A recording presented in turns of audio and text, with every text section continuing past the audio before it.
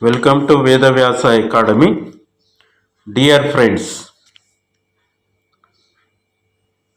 Cricket అభిమానులారా, T20 world cup 2026 ఆరంభంలోనే మన టీం ఇండియా అదిరిపోయే విజయాన్ని అందుకుంది.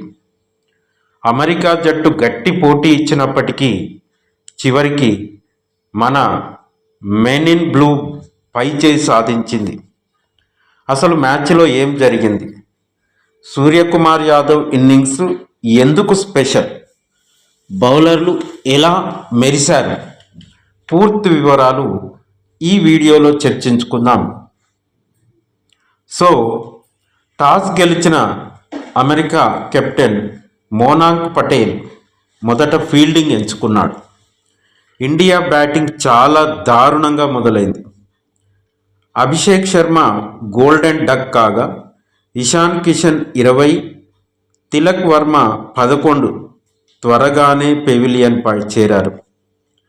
కేవలం 46 పరుగులకే 4 కీలక వికెట్లు కోల్పోయి ఇండియా చాలా కష్టాల్లో పడింది.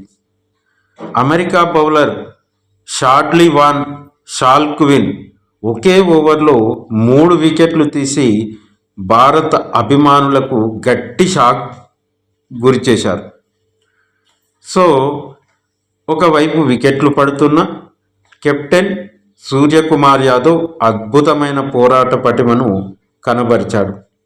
కేవలం 40 బంతుల్లోనే 84 పరుగులు నాటౌట్గా నిలిచి ఇండియా స్కోర్ను 161 పరుగులకు చేర్చారు.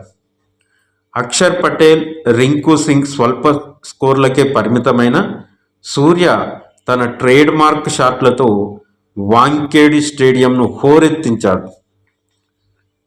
162 పరుగుల లక్ష్యంతో బరిలోకి దిగిన అమెరికాకు మన బౌలర్లు చుక్కలు చూపించారు.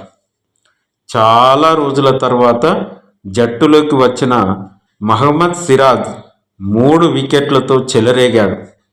అమెరికా బ్యాటర్లలో సంజయ్ కృష్ణమూర్తి 35, మిలింద్ కుమార్ 34 కాసేపు ప్రతిఘటించిన అక్షర్ పటేల్ మరియు హర్షదీప్ సింగ్ వరుస వికెట్లతో వారి నడ్డి విరిచారు.